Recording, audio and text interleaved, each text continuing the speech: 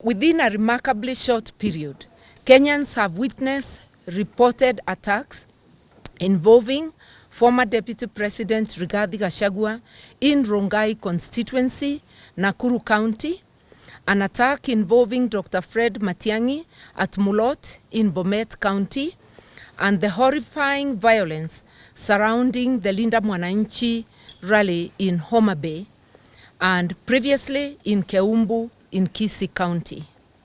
These incidents require independent investigations. Of particular concern are accounts that some attacks occurred in the presence or within the operational reach of police officers.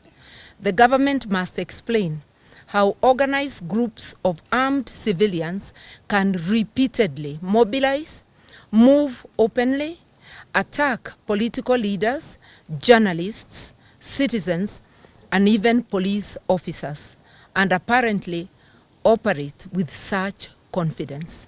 The protection of democracy cannot be left to citizens and political leaders alone.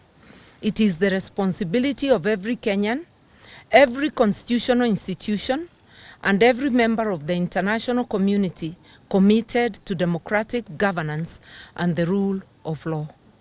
We therefore call upon all Kenyans to reject political violence in every form, regardless of who perpetrates it or who claims to benefit from it.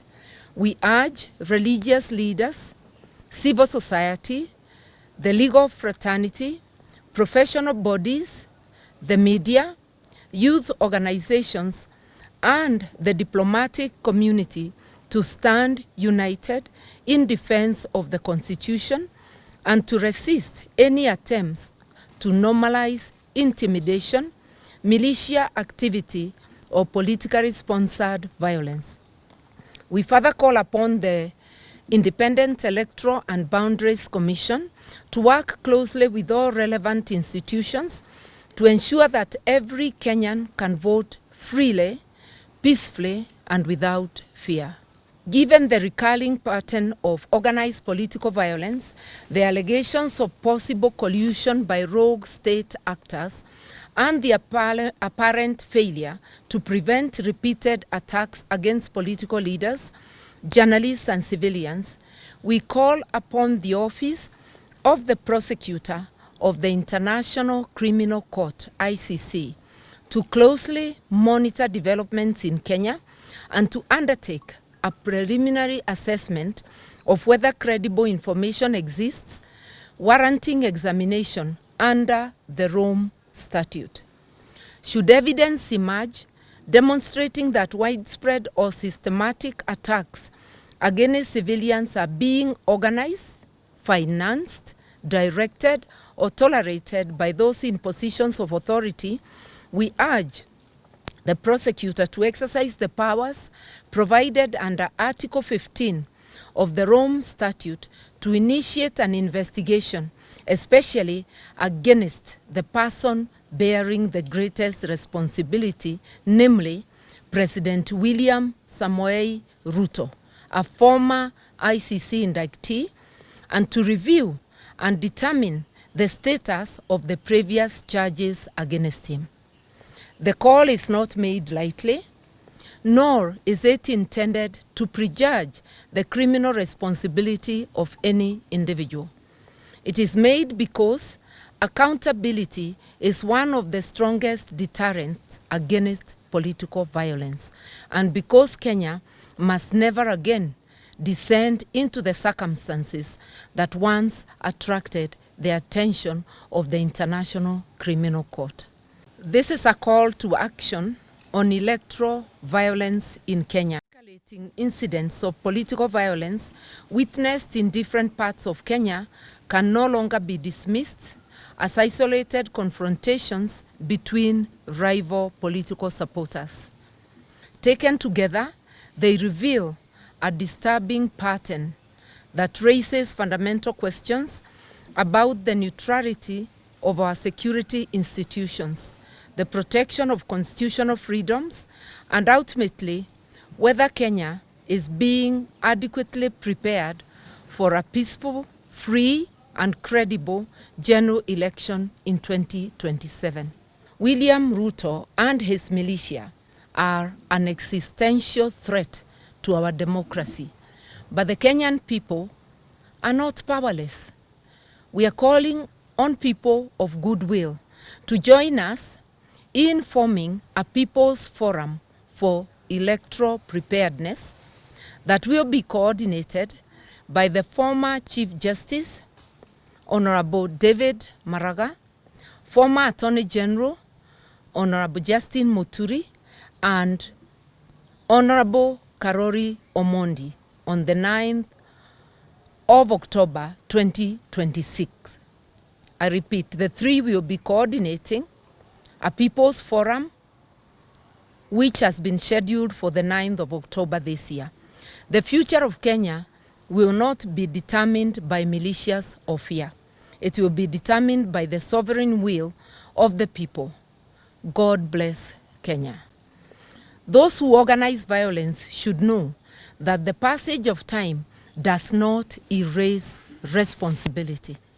Political office does not provide immunity from international criminal accountability where the legal thresholds established by the Rome Statute are met. Our message is simple. No Kenyan should lose life, their liberty, or their property because of politics. No journalist should fear death for carrying a camera. No police officer should be forced to choose between the Constitution and political interests. No citizen should be denied the right to campaign, assemble, or vote because armed militia have been unleashed upon them. No citizen should lose their lives, limbs, liberty, or property. The 2027 general election must be a contest of ideas, not intimidation, a contest of ballots, not bullets, a contest of democracy, not violence. Police wameniambia what happened Thursday last week. Iko gang iko hapo. Inaitwa Hammer Boys. Inaongozwa na mtu anaitwa Abdi Sebo. Last Thursday wakakamatwa 7 of them.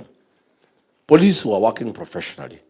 When they got intelligence that that gang is working on to disrupt mkutano ya leader mwananchi, wakakamatwa. Gladys Wanga akatafuta Kasongo. Akamwambia ile watu zategemea hii weekend wamekamatwa. Then Kasongo akapigia huyu Mohamed Amin, the DCI, very notorious in covering up and subverting the rule of law. Then DCI akapigia huko, akaambiwa waachiliwe. The police were very demoralized. This is a gang that was leading the war. Huyu Raymond Omolo, the chief goon in this country, wakiwa na Mukomen, akatoa 60 million shillings akapeana. Every goon was supposed to be paid 10,000. The goons are crying, they were shortchanged, wakanyolewa 6 wakapewa 4. Hii wizi Kasongo amefundisha mpaka watu yake. Wanaiba mpaka pesa ya goons. They are even stealing from goons. And I want to tell you Kasongo, these goons, when they turn against you, utakuja kuniambia.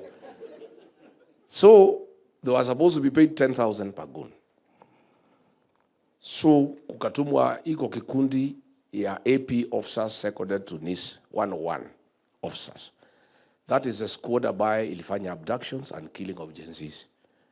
They were joined by Nairobi Sierra, a new team imekuwa constituted. Wakaenda pale. Those are the ones who are giving the goons the backup.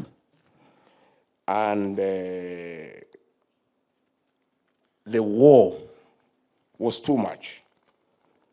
Na watu wameumizwa sana, sana, sana, sana. When Ruto planned that, alilala State Lodge Kisumu on Thursday. Akakutana na Omolo, Gladys Wanga, na huyu Peter Kaluma. Na Peter Kaluma ni mouthpiece ya Mukomen. Hizo tweets unaona akifanya kila siku anafuadiwa na Mukomen. Akakutana hapo Kisumu State Lodge wakapanga vita. The following day akatoroka akaenda harusi Dubai. Akatoka usiku na ile private jet. He was monitoring from Dubai. At the head of it all, these are the casualties. Police wamenipatia asubuhi. 1 police officer has been killed. 5 civilians are dead. 33 Luo men have panga cuts. They are in hospital. 8 cars were torched. Na hizi ya polisi. 22 civilian cars are destroyed. 3 churches have been destroyed.